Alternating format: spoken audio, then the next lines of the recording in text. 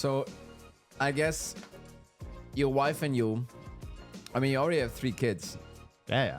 And then, was there a conversation to maybe get more? We're pretty clear on no more. But I see where you're going with this. And I'm pretty sure that the reason was... What was the reason? Limits of scale, unit economies of scale, all that stuff didn't work out. Like, we only have so many bedrooms. Yeah. That's, but the funny thing is, so we were talking about it because we get the question like, we have 1 kid. How hard is it getting the second kid? And we go like, that's the hardest one. Like 3, easy. That kid will take care of you, him or herself. Yeah, no problem. Number 2 is the hardest by far. Really? Yeah. Don't get me wrong. Is it harder to have 3 than 2? Sure. But not as hard, stepwise to go from 1 to 2 versus 2 to 3. But according to that logic, the worst step must be 0 to 1. Oh, yeah. Sure. Right? For sure. 0 to 1 is the hardest by far. It's the I don't want to do this anymore. No, exactly. I just want to give up and roll over and die. Yeah. That's true. And I think a lot of folks, when they look at this AI stuff, they are going like, how do we take this thing from 10 to 10,000 instead of, maybe how do we take things from 0 to 1 or just, improve other things?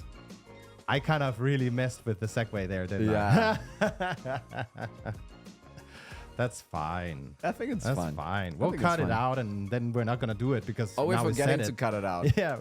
We always say it. We always say, we're going to cut this part out. We're doing a lot of post-production. Yeah, and then I'm listening to it. It's like, do I want to cut that part out? No. I have final cut, by the way. Oh, so, wow. We're going to talk a bit about such an important person. Oh, man. So we're going to talk a bit about the things that won't scale and how to make them scale. And or are they maybe scalable? Are they maybe scalable? That's some of the things we're going to hop into today because, the advent of AI, which is what I want to say a year into this by now. I mean, it's been there before, but when it really started taking off with OpenAI, probably about a year now ago. What is it? 1 or 2 days ago, they released Sora. Oh yeah, the video. Insane. Yeah, crazy indeed. Totally insane. And it's like I always had this with the copywriting tools. You can always kind of tell it's written by AI. It gets a bit repetitive, a bit dull, a bit blah. With the video one, it was really difficult. So I read an article saying, with an expert, it was like, yeah, it's obvious it's AI.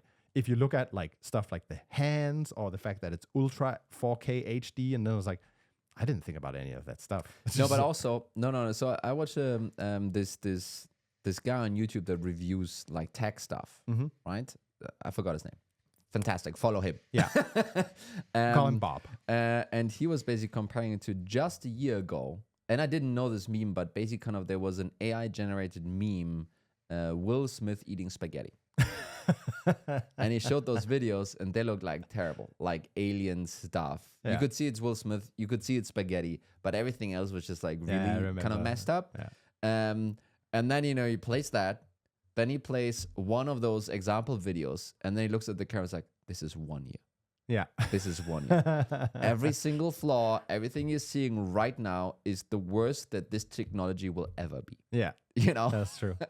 And where are we going to be from a year from now? Because that's such a massive jump. Yeah. From that video to kind of this new stuff. And the main problem actually is, and maybe going off topic here, but the main problem is it's on the OpenAI website. There's lots of text around it saying like, hey, this is AI generated. And now, once you kind of seen a couple of those clips from that website, you kind of recognize them also on your feed. And it's like, this is AI stuff. But if you watch that stuff without knowing that it's AI generated, you wouldn't be able to tell. Yeah. He was kind of referencing this. There's this session where the grandma is being celebrated for like her birthday. And when you watch it the first time, it's like, it's a pretty hyped up granny, and maybe there are not enough candles on the cake, but that's kind of funny. It's kind of okay. Yeah. And then he plays it back in slow motion after. Just the second time watching it, it's like, this is AI focus. And then obviously you focus on the hands. All hands are kind of fucked up. Yeah. They all have arthritis. So then you see it, but otherwise you wouldn't have seen this. No. Anyway, and I think it's pretty crazy It's pretty crazy impressive. So I think one of the things that so I said this to you before we started recording, what a lot of folks, they focus on when you see all the cases on LinkedIn. So we spend obviously way too much time on that social media channel. So way too much time. All of it is about, hey, I produced 10,000 articles in 1 week and got, 500 visitors. It's like easy AI. Yeah. It's all about the volume. Yeah. That's all it is. No, but it's also when we had Jaco on the show, he was also talking about AI is going to ruin everything because it's more emails, more content, everything on LinkedIn is going to be AI generated. Basically, kind of you can't trust all the content generation anymore. The only thing you can trust now, and I think this is where it sounds a little bit like a grandpa, great guy, and also older than we are, but in that sense, Smarter. Also. Less hair also. But basically kind of the only thing you can do is go meet people in person. Yeah. And I think, there's, first of all, that's probably not how it's going to end up being anyway. But number two, I think they're starting to emerge a little bit of a different path here potentially, right? Kind of that isn't focusing on the sheer volume part, right? Yeah. And I think to a degree, it's a little bit this jump from faster horses to cars moment where managers, especially with SDRs, let's just take that example because that's specifically towards also what Jaco said, we're basically kind of saying, okay, you do 50 activities a day and you're able to book X many meetings. So if you do 100 activity every day, you'll book, X more meetings, right? And that was very much volume focused. Kind of let's kind of give them more staff to do more volume.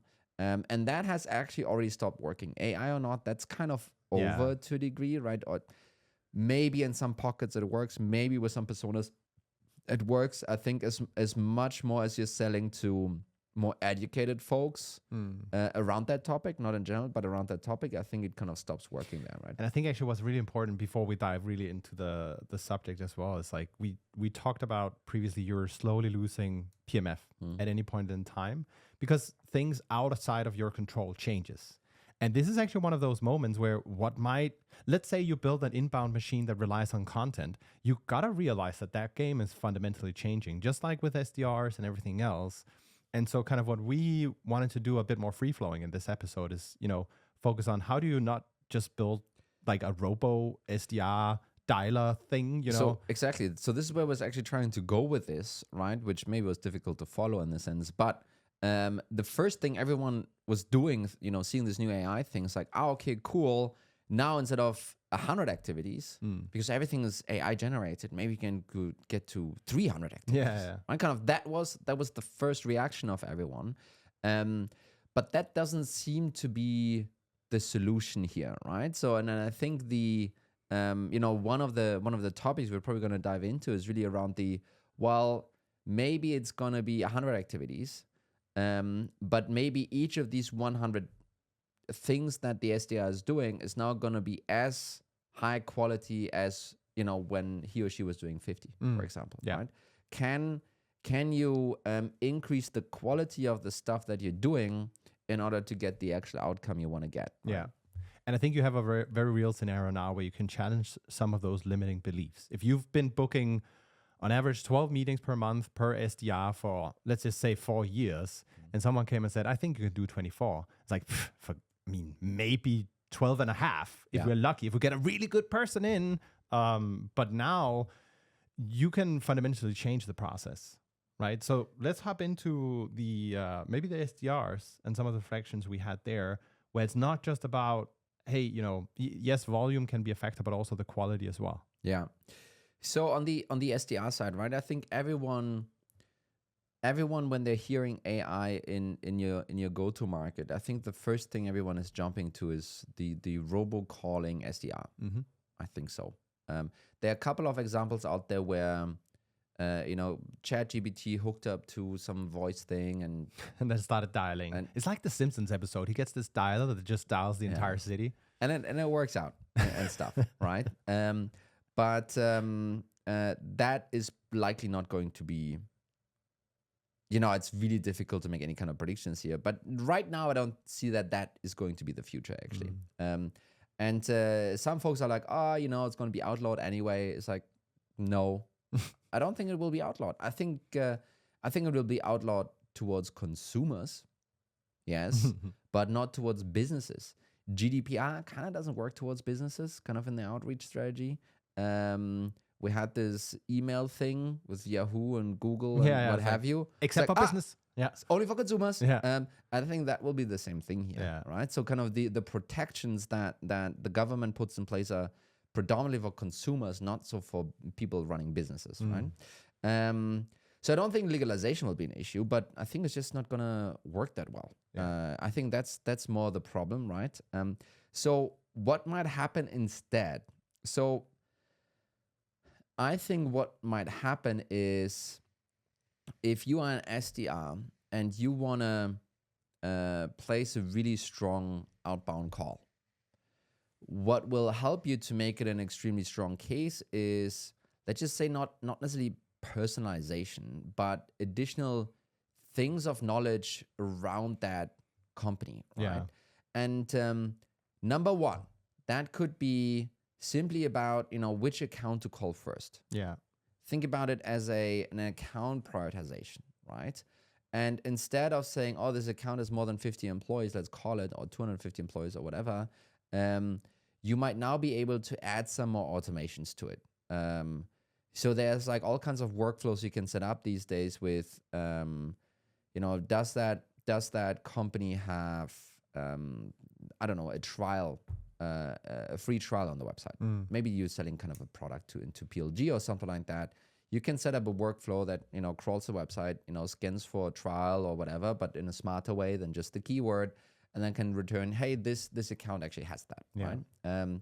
And the next step there is then maybe trying to include some kind of intent data in here, whatever that might mean, by the way. So I'm not so super sure about this, but basically doing smarter account prioritization. That is kind of a big battle already there, right? Instead of you sitting down doing the research and then after half an hour research being like, no, not that account. So that's one problem. Then the next problem is, well, now that you have an account that maybe is relevant to be called on right now or to worked on right now, what about the person? Because at the end of the day, it's it's not B2B, it's human to human.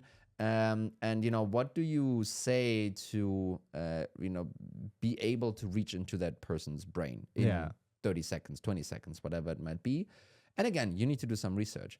The problem is, if you want to do this by hand, it takes forever. It basically won't happen. And we had this happen in our outbound operation previously, where, hey, it would be better to have all of that research done, but at the same time, if you spend, I don't want to say an hour, but let's just say an hour researching, you could have also called 20 of those companies. Could done more volume, man. But without the insight, and then just got lucky. Maybe one of them is like, oh, you know what? Actually, I have the problem right now. Great, you know. And what has previously been unscalable, like forget about it. Just dial. Just blow the blow the horn. Pick up the blower. That's pick up the horn. No, it was. There's some kind of UK slang kind of thing. We'll cut this out. That's fine. I'm not sure. It's so obvious we're not native speakers. Now, I think that's also the charm. No, but that was the right strategy back then. And now that you have those automatic research capabilities, might not be the right strategy anymore. Actually. And these things that used to be completely unscalable, maybe they are scalable now. But I think it's like, imagine you're targeting, let's just say, public companies. Every quarter, they do an earnings call. There's a transcript. It's like 50 pages, formatted terribly. Who would want to read that, let alone listen to the call? But if you're prospecting into that account, guess what? You can just get an AI to summarize the key takeaways. What are the challenges? What are the things they're prioritizing? Oh, they're prioritizing growth. We help with that and this and that way, right? All of a sudden, you can start getting those insights. Yes. And then, funny story on this, another SDR application potentially. So there is, I forgot what the company is. Terrible. But I don't know the names. We don't remember anything. And this was, we had like a little bit of a kickoff party, and then, most of the people left already. And then it was Olaf and myself, and then David, our go-to-market lead. And he pulled up a product where there's basically a prospect, as an AI prospect, and you can call her, cold call her basically. And Ola and I both kind of, took turns trying to convince her to book a meeting. Didn't work out. But again, this is another thing where you can just practice. Yeah. It goes a little bit back to KD basically saying like, hey, if you want to play a sport, it's not like you're only playing Sundays when the game is. Yeah. You're practicing and then playing it, right? And kind of in our world, yes, it's not only Sunday that we have like an important call coming up, but you can actually practice now without burning accounts. You can practice now on the side in order to get better, right? Yeah. So there are all kinds of cool ways of improving you as a human being until that's obsolete also. I don't know, next year or something like that. But I think that for the SDR side is probably better. So why does that matter though? Well, right now, if you're really good, you get like 10 meetings per SDR per month. That's like good. Then there are outliers in both directions, right? But the thing is, if you have better account prioritization, if you have better personalization, if the SDR is better trained, et cetera, et cetera, et cetera, will you be able to get your connect rate to go up? Maybe. Will you be able to, convert some of those connects into actual meetings? Maybe yes, also. And then the question almost becomes, well, is 10 the right benchmark? Should it be different? Should it be 20? Should it be 30? What actually here then is starting to be, the piece that's holding you back from placing more of the high value activity, so to speak, that actually convert, and all of this other stuff that you need in order to get to that high value activity? If that can be automated away, what's stopping you actually? That becomes a new question. I think it's also just to say like a lot of the beliefs we had of what, how we could run things has changed, right? Think about even the email side of the outreach. Used to be, we set up a mail merge. We have the same email we send out. We personalize it, quotation mark, with dear first name, title, company, whatever, right? Those strict fields. You know what? Now you could customize the emails fully if you wanted to, at less work almost, right? So I think, so I agree. Yeah, it the goalpost kind of moves a bit, and what you can achieve fundamentally changes. And I also believe that over the next 6 to 12 months, certain companies are going to figure out a path to nail some of these elements, whether it's the training, enablement, outreach, and then the word is going to get out. And what happens is then everybody starts doing the same, and the ones who's slowest to adapt, they're going to kind of be left. No, I think the main switch that needs to happen, and this is again, I think the first thing everyone is going to go towards is like more volume. That's going to be the first thing. And you know what? I don't think we can fault anyone for this, because it's, to a degree, this is, we pulled up this industrial revolution example where, and I think it was called the Jenny. I'm not sure. Some people might be laughing now, but who know that what the actual name is. But there's basically kind of this tool, this weaving thing, to make fabric, right? From cotton to fabric, cloth, whatever. And basically, kind of, someone figured out the Jenny. So it was one person that now could do the same job that 10 weavers previously would have done. She could kind of do that just with a machine, right? And the whole idea there was about driving down costs, because this cloth was so super expensive that no one could really afford it. So the market wasn't there. So then you 10x the whole thing, you minus 10x the price, and wonderful, right? Kind of that was the idea of that revolutionary step, right? In our world, actually, right now, it's a revolution of quality. That's actually what's gonna happen. And I think the last ones latching onto that, realizing that, I think they will be kind of effed. Actually, that's, I think, what's gonna happen. And almost sounds like closing remarks. We have like 2-3 other things here, actually. But again, now that I'm in the rant, think about who in the organization is actually going to install all of that stuff. Who's going to piece all of these things together? It's not going to be the VP sales. It's probably going to be revenue operations through, in some degree, thinking both, number one, what is the newest tech out there? And, RevOps people, for some reason, they're like always so interested in, what cool stuff could you do? But then also bringing it back and building an actual business reason out of this. That's going to be, predominantly on revenue operations.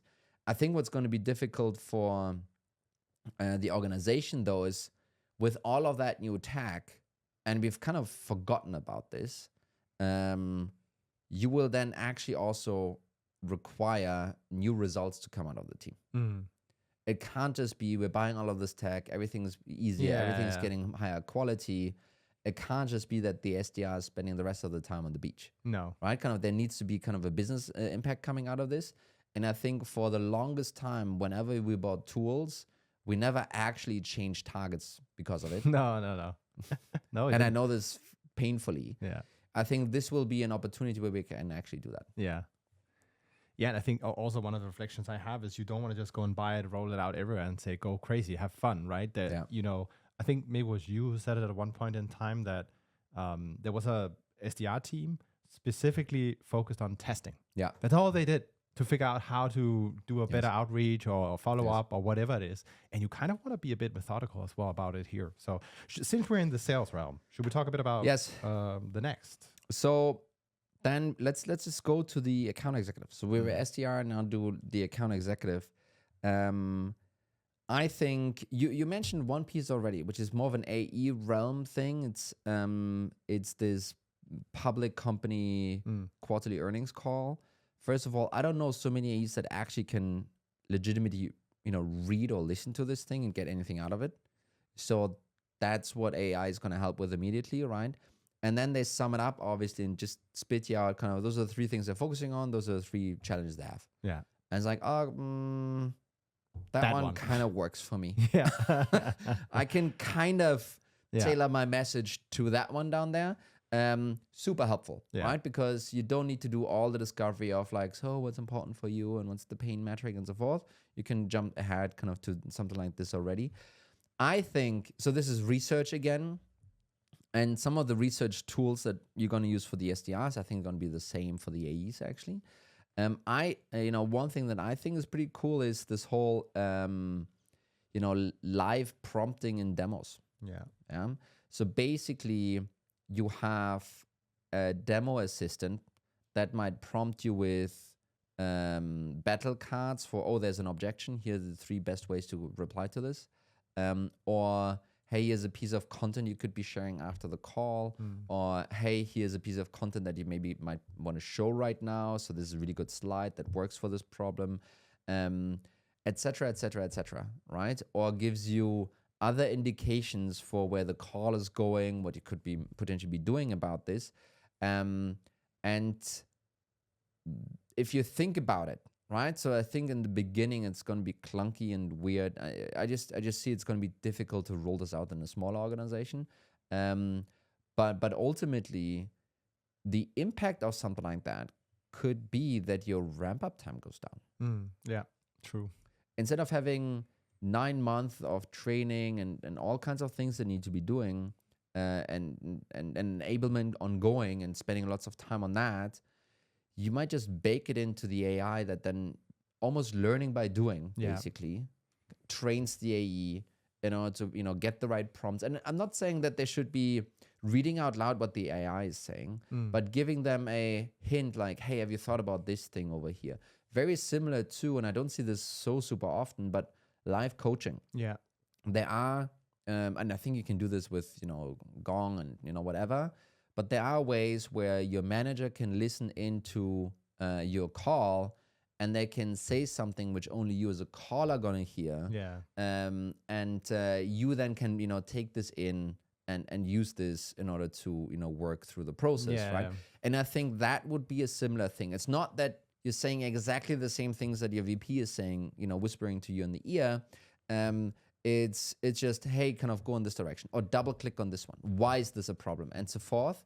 So I think this is how that would actually kind of work. So I actually think, again, the natural place people would be, can they carry more quota? Can they have more ops? Can they have a higher win rate? But cutting down the ramp time, that's going to be instant gain pretty quickly. And, it's a very hidden efficiency driver you're going to have in terms of how, maybe more so on SDR side than AEs. But also think about it. So we had Katie on the call and, afterwards, I basically kind of referred to him as a human engineer. Yeah. Right? We have Dave Boyce, System who's thinking about like code and engineering products. And then we have KD, who's basically trying to make change stick and find the best things to implement. And that's, for me, is almost a human engineer. How many organizations actually have a KD that does that stuff? And the answer is kind of no one. Yeah. All right. So that's why it's so interesting to listen to. Because he works there. That's so. right. I forgot. Yeah. I think what AI could actually kind of be doing here is they could see what works across. Yeah. And then make sure that, what works gets copied across all the time, right? So, and I think this is not just an enablement thing. I think this is a conversion rate thing as well. Yeah. I think this is an ACV thing. I think it's an across the fucking board thing.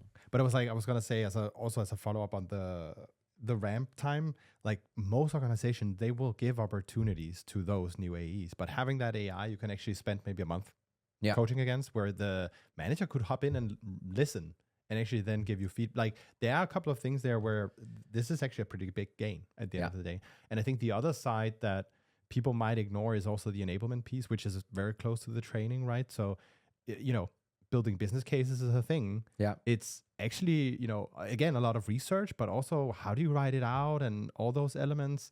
You can custom decks and so forth. I mean, there's so much other stuff, right? And then again, when you think about it, and some of that stuff already exists, kind of the call summaries, the follow-up notes, and so forth, right? If you can cut all of that stuff down, and at the same time you maybe make them better and improve conversion rates and so forth, then the question almost becomes like, okay, is it 4 to 5 times OTE? Yeah. Or should it be higher? Should it be maybe 10x? Yeah. Also, and this is now scary, but how skilled do you as an AE need to be? How valuable are you as a person? Do you still need 250K a year or whatever the number is? Or because all of the differentiating skills that kind of already built up in the organization in that AI, whatever, we're going a little bit further out in the future. Off track. But, then ultimately it almost becomes like, well, maybe the marketplace doesn't need to be so super hot for the best AEs anymore. Maybe kind of you can go with a little bit less of a skill, right? And that's kind of interesting for, several reasons, right? So one, it might be improving your efficiency in a current organization.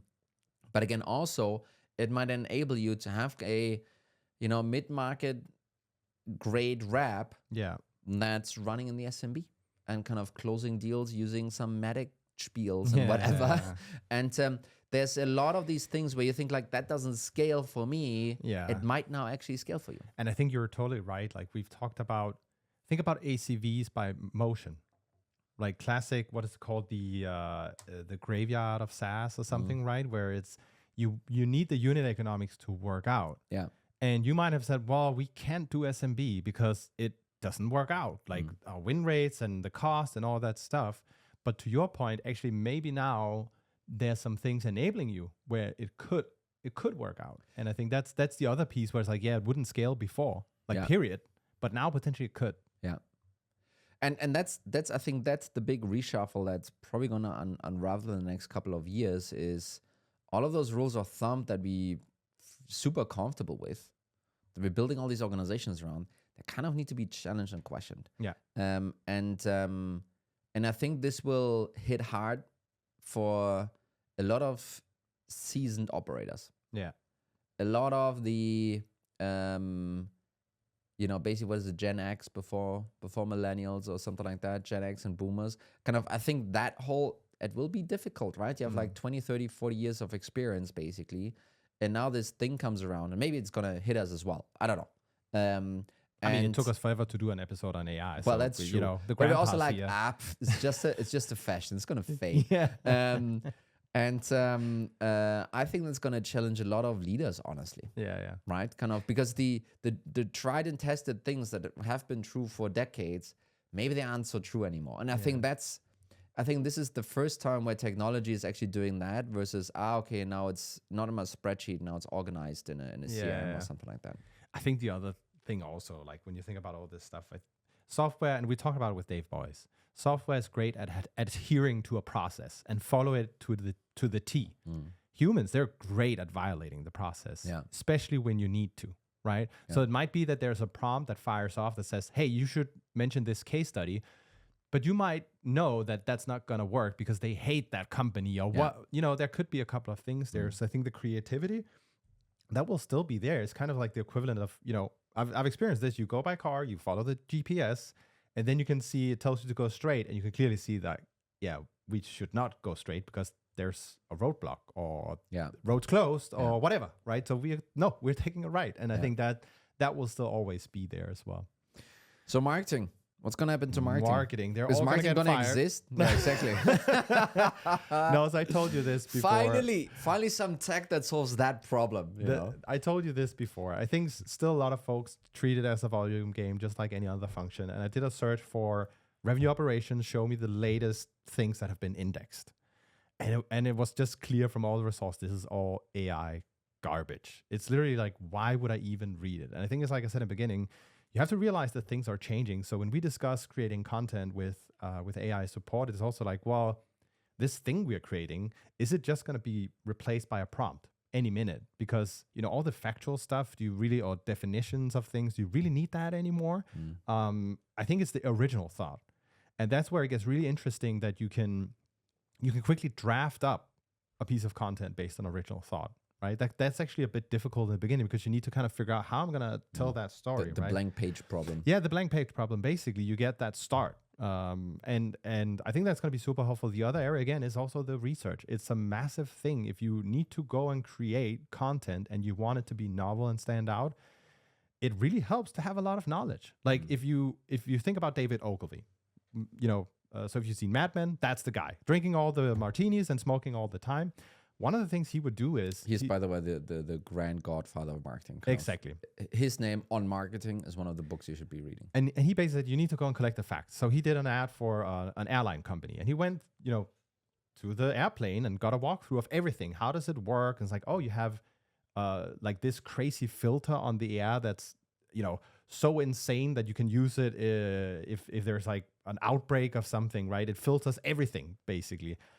And the more he walked through, it's like, okay, so there's a lot of safety features. We're going to do an ad on safety.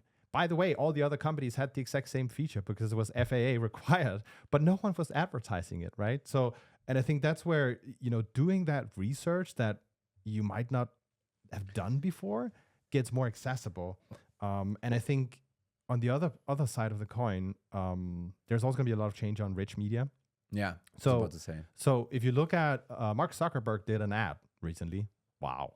And it was very scrappy. It was recorded with a phone from the looks of it. with the maybe, the yeah, Quest okay, thing. then I didn't get it. But it looked like a phone. But it's just to say it was very basic, but it was very authentic. And all of a sudden, if you think about having to create an article about whatever subject, writing the text is not the hard part, but now you have the time to maybe have those creative pieces, whether it's a video or a graph or something else. And I think my hope is a lot of people are going to realize that, again, that's where you can shift the quality all of a sudden rather than just going mass volume. I think we have enough blog posts out there by now. No, I think the rich media thing, I think that's totally a piece. So we're using it for blog post, hero images, for example, in some cases. And then I can totally see, and maybe that doesn't apply to us all that much, but this Sora thing that just came out that we kind of were referencing early on, it's like, why would you even need stock footage? I mean, you have those very specific needs sometimes as an organization, and then you go to, I don't know, these Shutterstock and so forth. You don't need that anymore, like zero, right? You just say like, well, I need this thing, and you know what? Actually, I need it a little bit changed. But I think what's going to happen, a lot of the companies that are listening to this show, the marketing team will have a team of freelancers or someone on payroll just shelling out content. That will be the case. And now they're looking at that and saying, can we just kill that cost and do AI instead? I think it's the wrong way to think about it. Honestly, I think, again, it's just like with the emails. At some point, we can see that train is going to hit that wall over there. And so if I were in the listener's shoes, I would look at what competitive advantages can this technology give us that we can leverage if we shift around the processes. But again, right, it's again not volume, it's quality. Exactly. That's actually what it is, exactly. Right? Because you can use more rich media, which always lightens up every single blog post. You can use a lot of research in order kind of to make the blog post itself better, we are doing one thing. I mean, I'm just going to mention this now. So we have basically trained one local GPT or whatever. I don't know what this is. Yeah. Build our on- own model. I sound like such a grandpa sometimes. Yeah. On our own content basically that we've written, right? Which is obviously, you know, influenced by myself.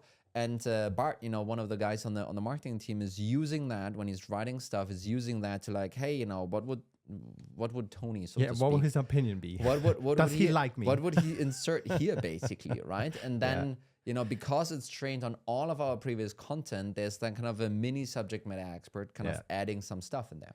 I think the other piece is when you look at scaling. So, and I talked with Bart about this. There's a classic horizontal scaling versus vertical scaling, right?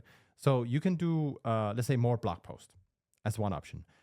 But what if you instead still do the original thought? You focus on really creating high quality content. Sure, there's some AI assist on the side, but the driving force is the work you are doing as a creative person. And now you can translate it into French and German and whatever, right? So I think you need to look out for those options. And I recall vividly, those were some of the limitations. We wanted to be able to create our ads, quite frankly, in the local language, because we knew in Germany, that's way more common to do than in Denmark. It's like, well, you can do both. English works fine. Everyone in America is like, what are they talking about? Yeah. Other languages? Do it with an accent or what?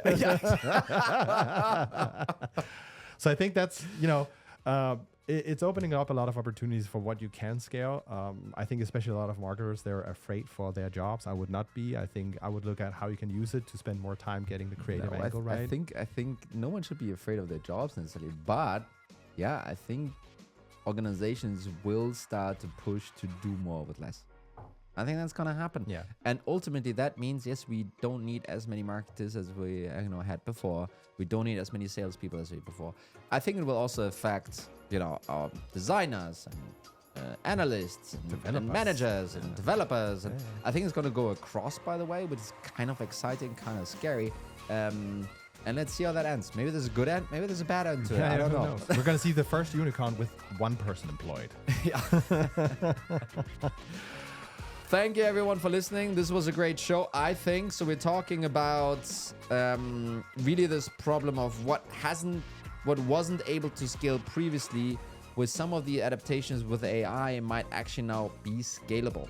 And instead of blasting more volume across sales, marketing, CS, we didn't talk much about CS actually. I'm not saying it. Forgotten child. Forgotten child. Focus on increasing quality. And I think, we believe that's going to be the bigger gain for you, at least for 2024. Let's see how they're going to go beyond. That's it. Thanks, Mikkel. Thanks everyone for watching. Have a good one. Bye-bye.